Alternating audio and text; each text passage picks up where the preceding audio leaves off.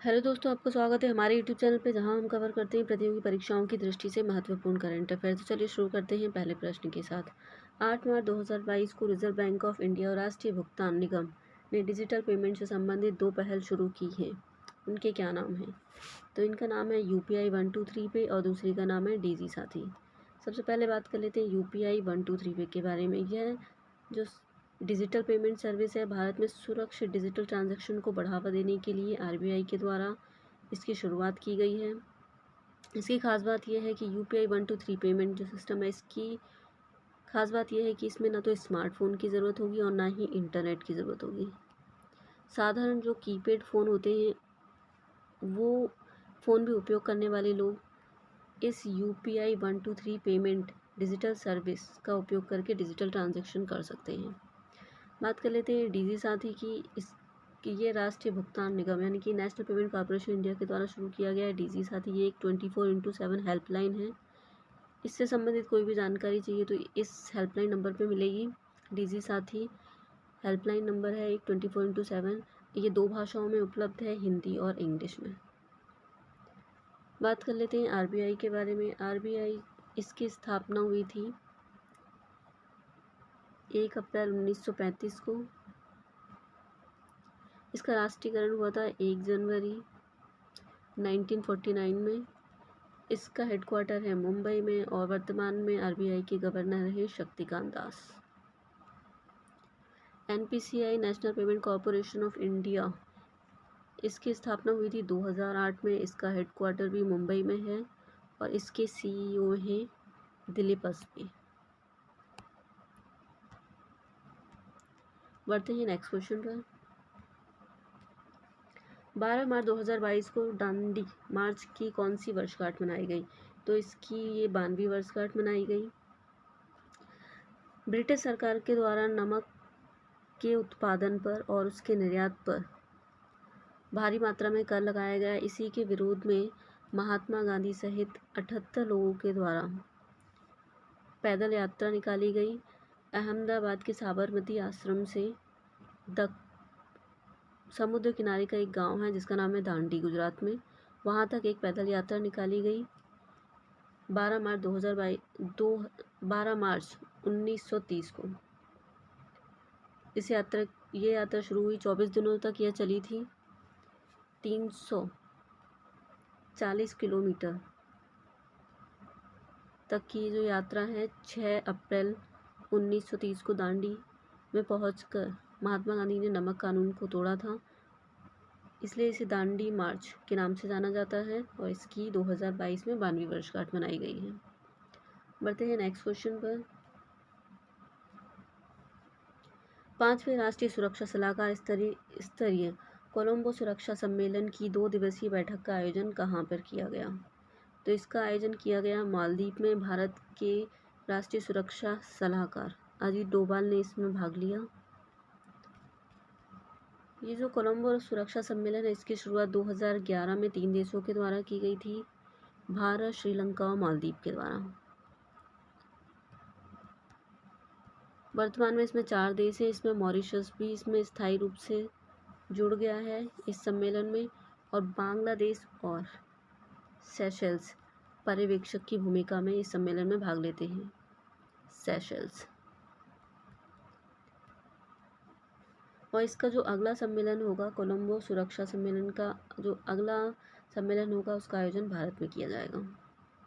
बढ़ते हैं next question पर।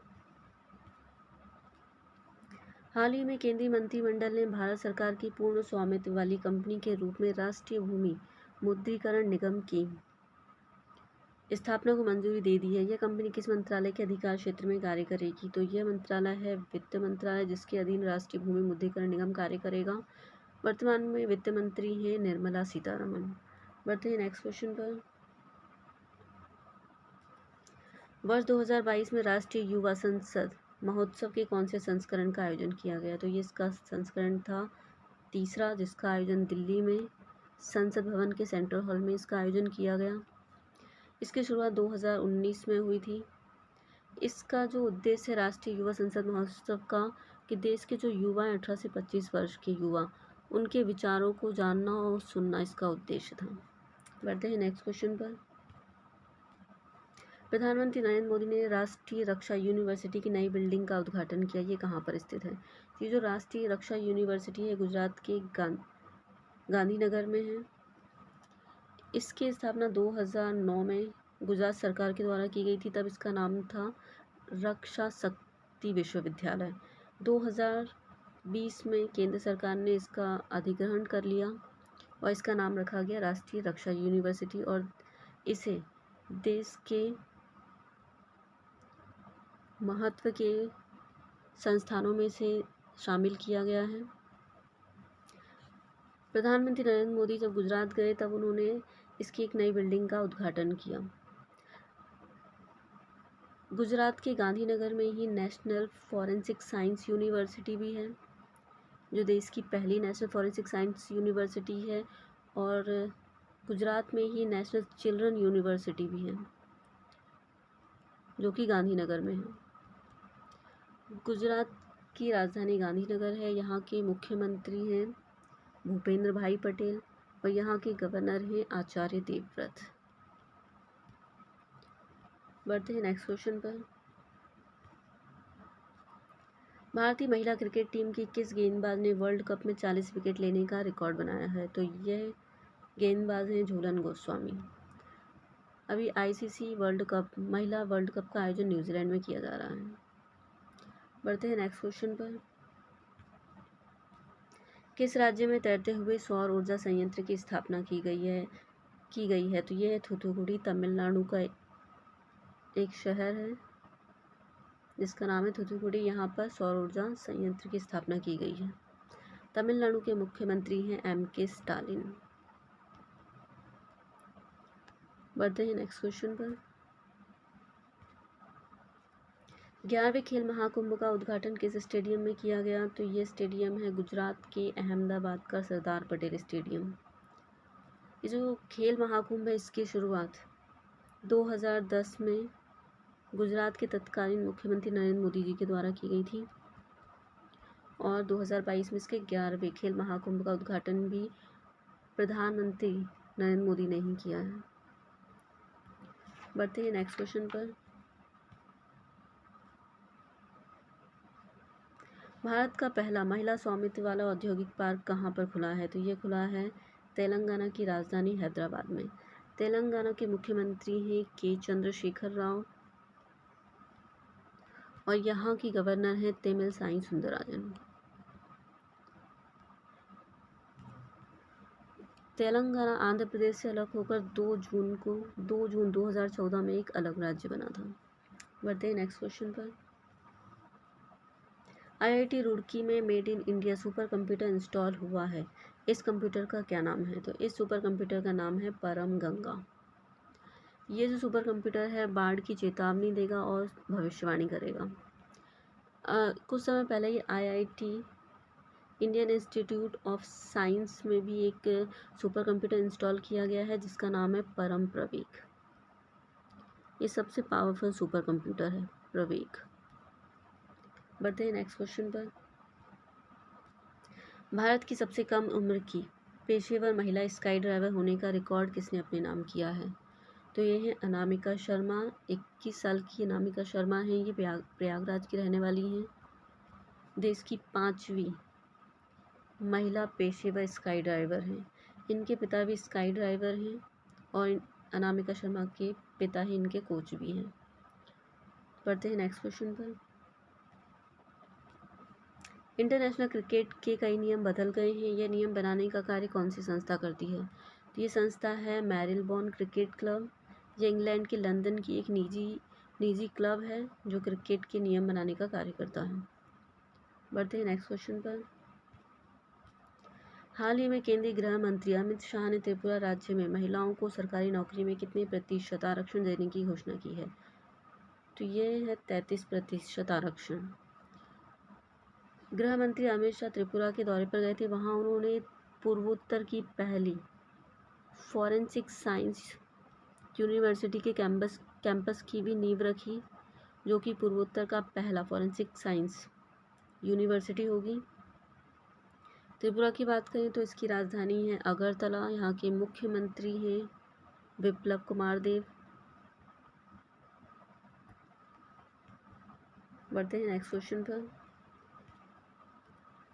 रिजवाना हसन को 2022 के अंतर्राष्ट्रीय महिला साहस पुरस्कार के लिए चुना गया है। इनका संबंध किस देश से है? तो इनका संबंध है बांग्लादेश से। रिजवाना हसन बांग्लादेशी पर्यावरण वकील हैं। ये पर्यावरण की रक्षा के लिए कार्य करती हैं। इन्हें अंतर्राष्ट्रीय महिला साहस पुरस्कार के लिए चुना गया है।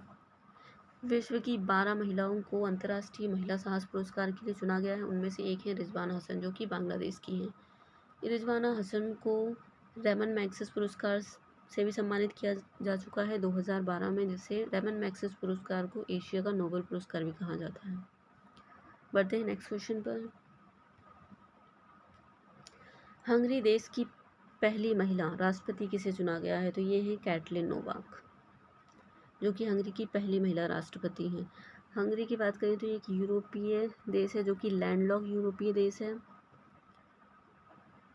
ये नेटो का भी सदस्य है।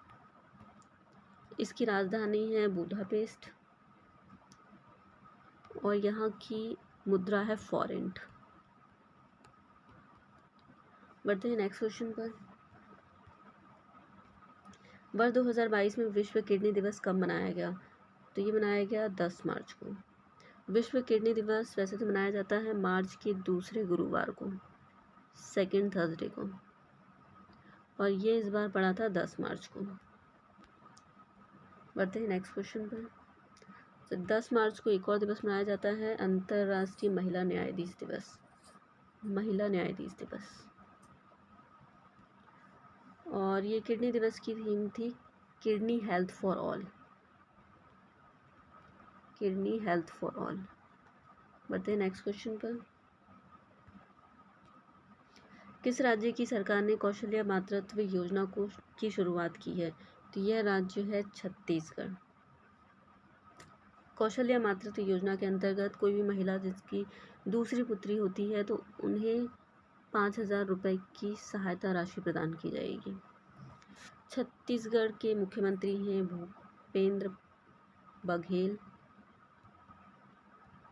भूपेश बघेल।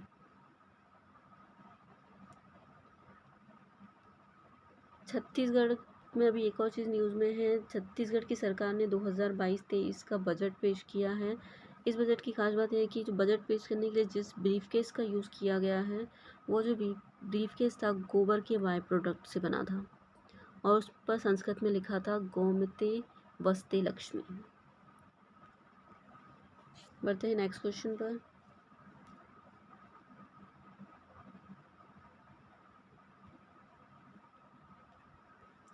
रोहिणी आयोग का संबंध किससे है? तो रोहिणी आयोग का संबंध है ओबीसी के आरक्षण से। बढ़ते हैं नेक्स्ट क्वेश्चन पर। उत्तर प्रदेश विधानसभा चुनाव में कांग्रेस ने केवल 2 सीटें जीती हैं। पार्टी की एकमात्र महिला विधायक जो जीती हैं उनका क्या नाम है? तो इनका नाम है आराधना मिश्रा। ये प्रतापगढ़ जिले के रामपुर से जीती हैं। उत्तर प्रदेश में 403 सीटों पर विधानसभा चुनाव हुए थे। 7 चरणों में ये चुनाव हुए थे। 10 मार्च को चुनाव का परिणाम आया, जिसमें बीजेपी की सरकार बनी। कांग्रेस ने 2 सीटें जीती थी, उसमें से 1 सीट महिला विधायक ने जीती, जिनका नाम है आराधना मिश्रा। तो आज के लिए बस इतना ही, मिलते हैं नेक्स्ट।